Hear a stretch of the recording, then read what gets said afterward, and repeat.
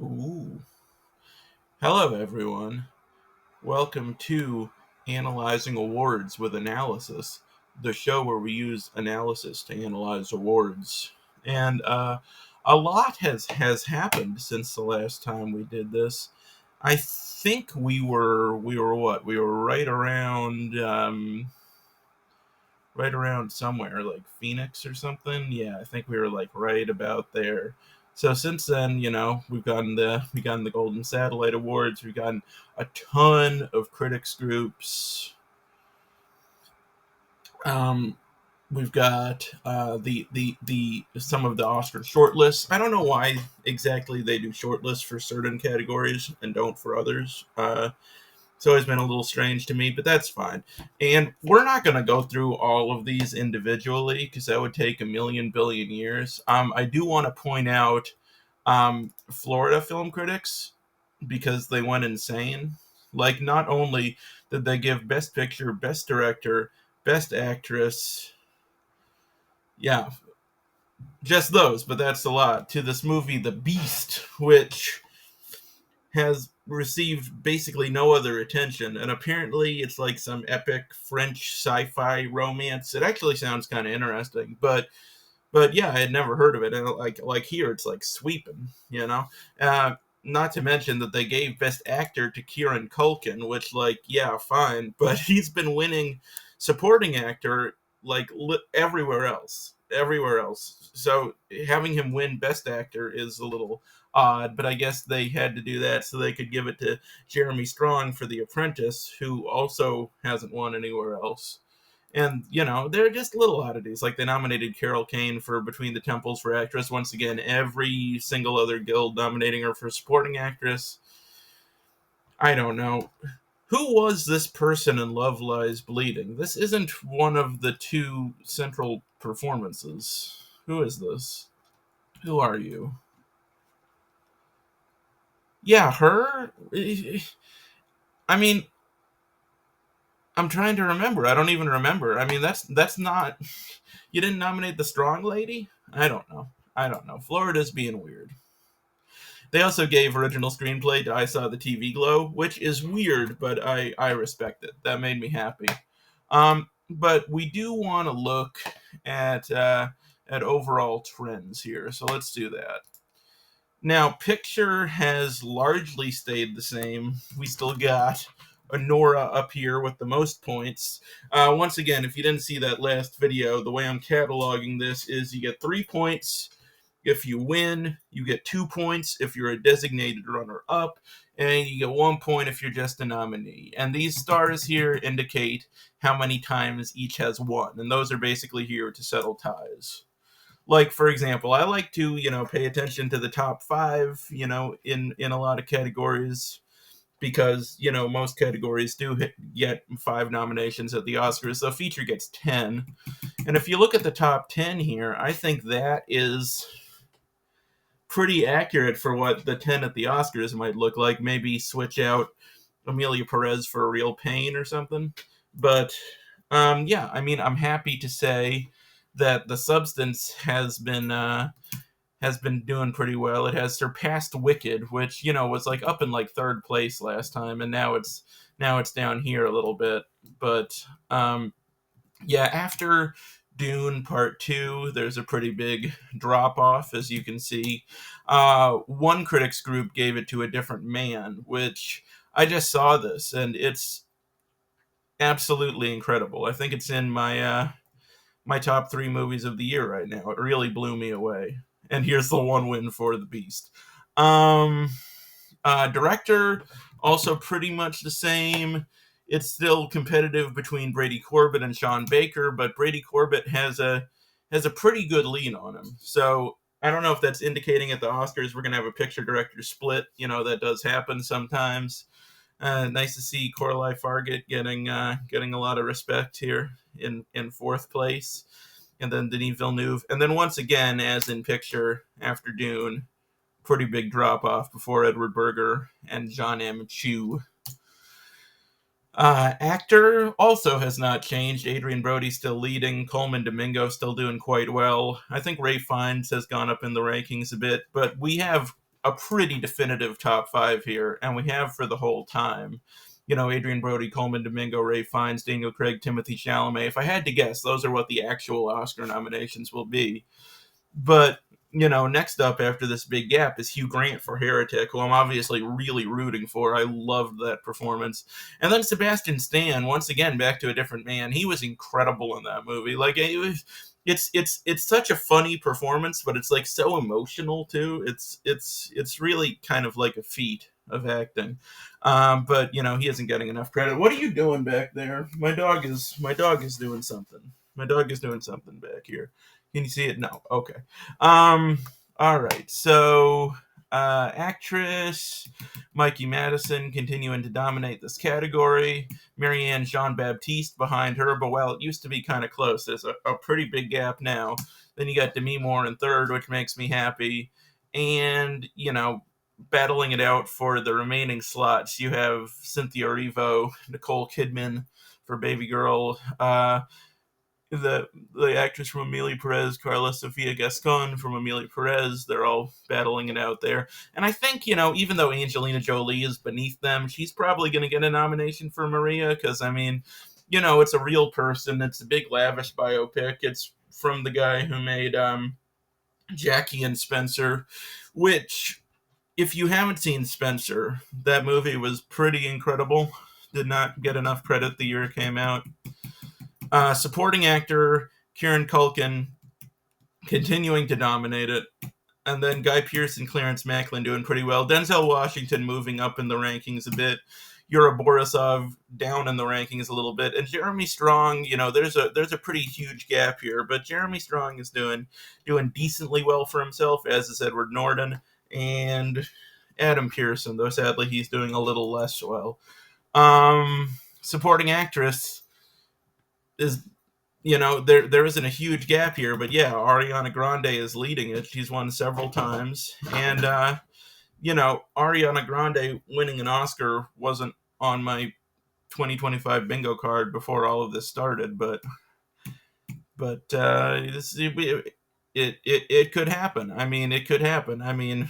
Jennifer Hudson won an Oscar for her first acting performance. And of course, Ariana Grande has acted before. She was on like Disney Channel shows and stuff. But Lady Gaga for A Star Is Born, she didn't win, but everybody thought she was going to win.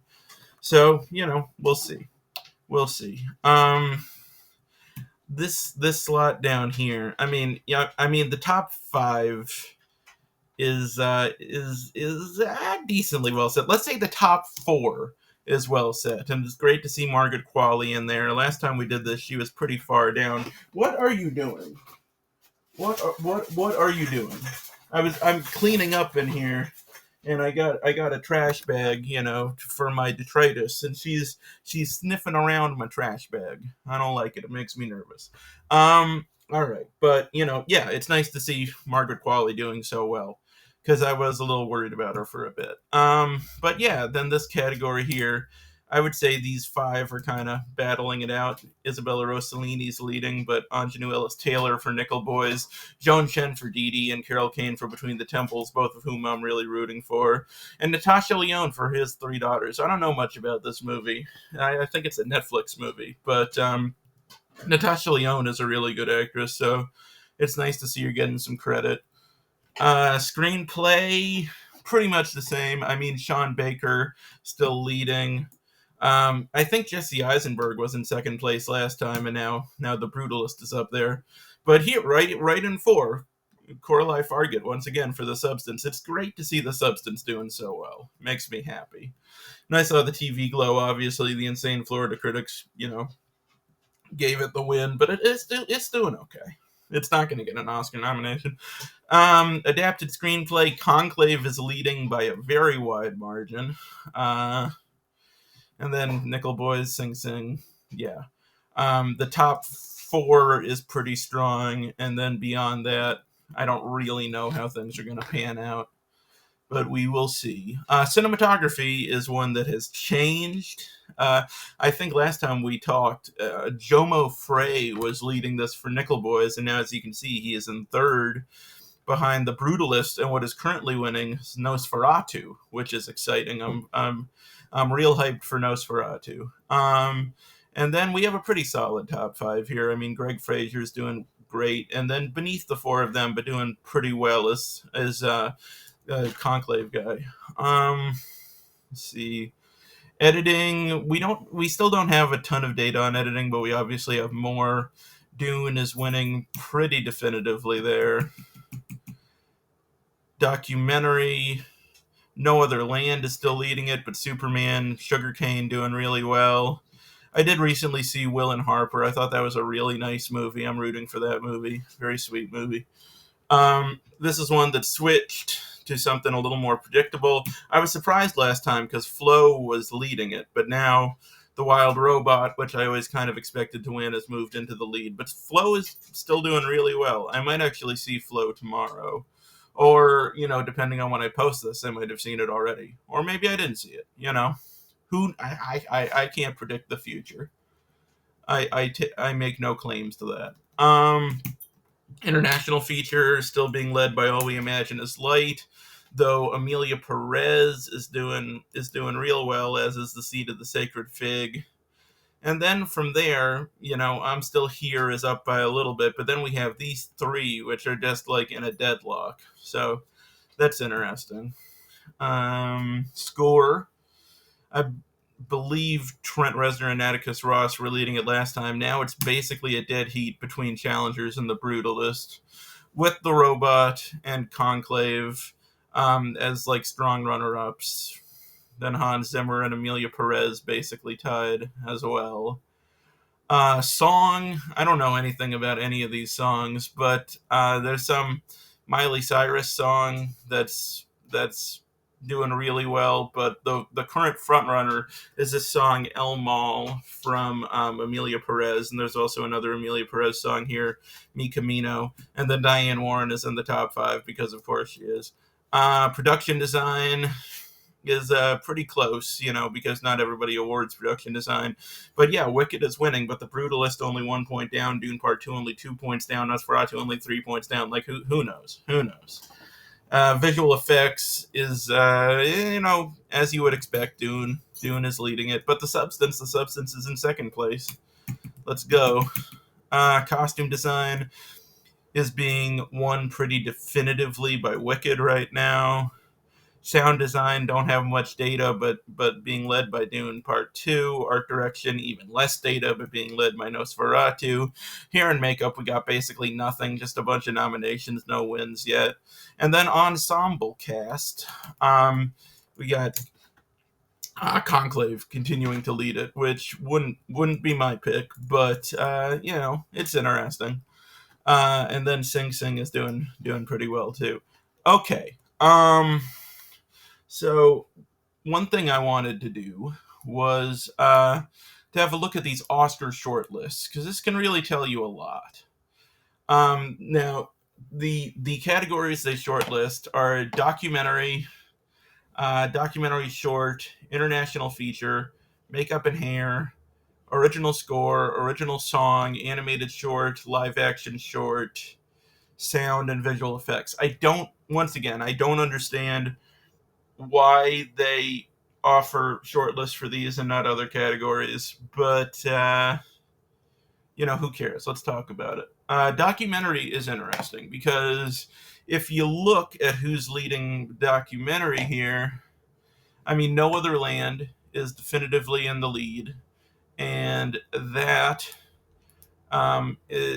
is on the short list. No Other Land, it's right there. Sugarcane also doing very well right there. Will and Harper, Dahomey, Daughters, these are all doing really well. Also the Brian Eno movie, which I haven't seen.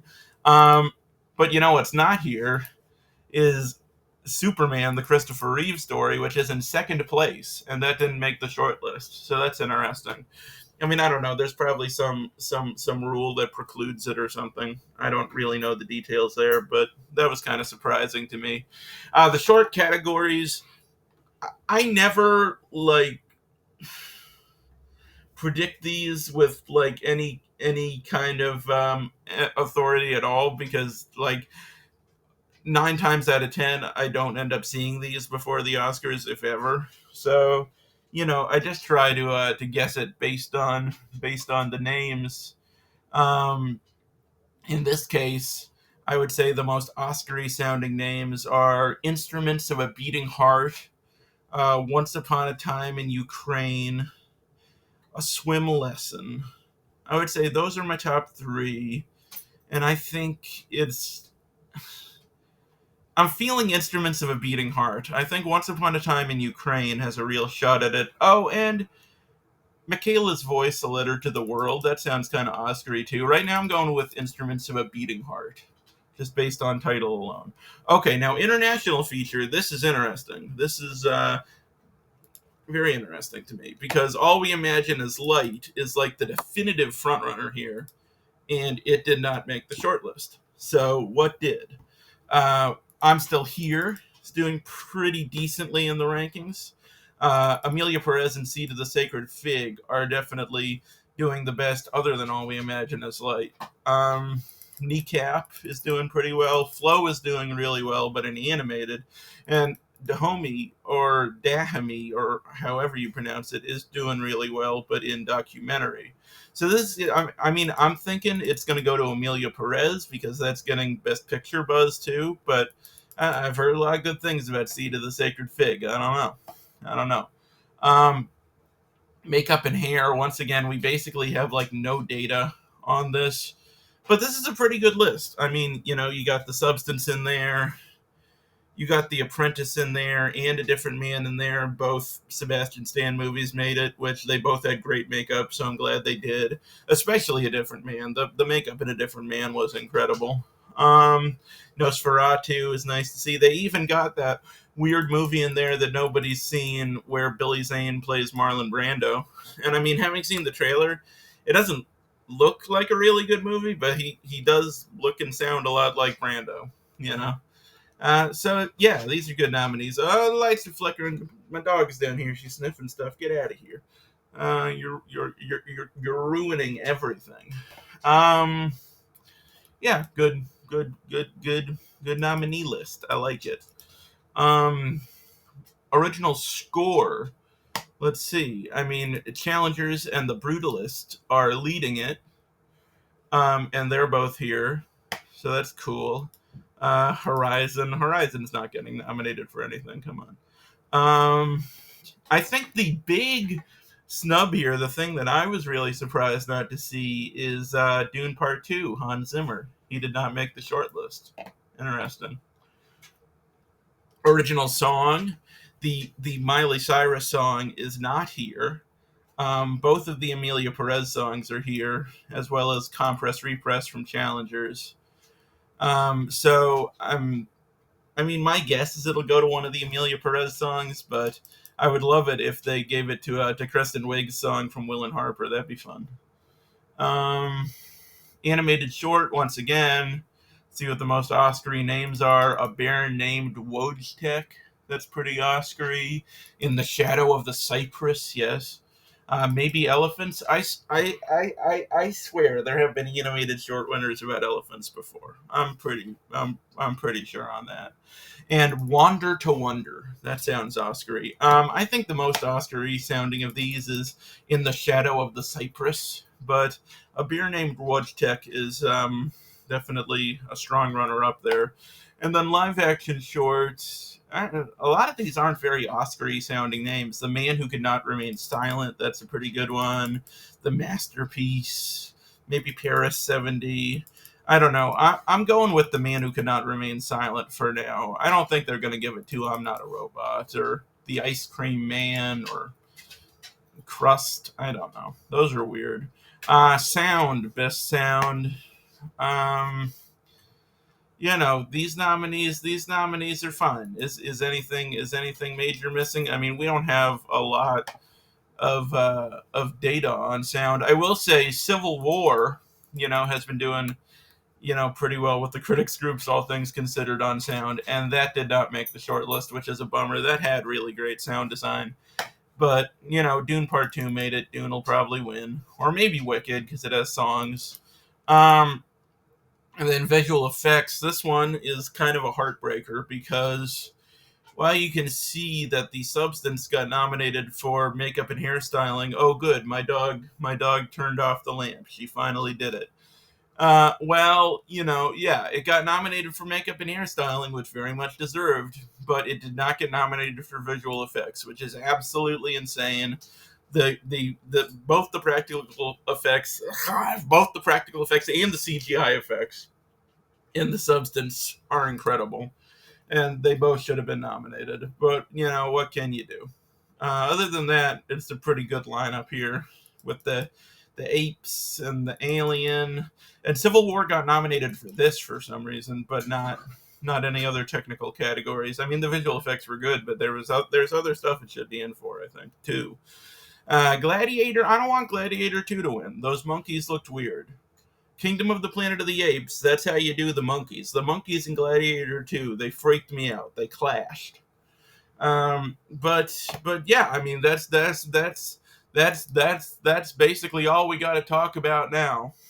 Uh, this is darker than the last time it happened. It doesn't look as good, as mysterious. Oh, there we go. Yeah, I mean, last time that happened, there was a nice, kind of ambient glow. But now, I guess because it's winter, it's a little darker out. It didn't work quite as well. But it's my dog's fault, so blame her. She's a criminal. Um, all right, movies.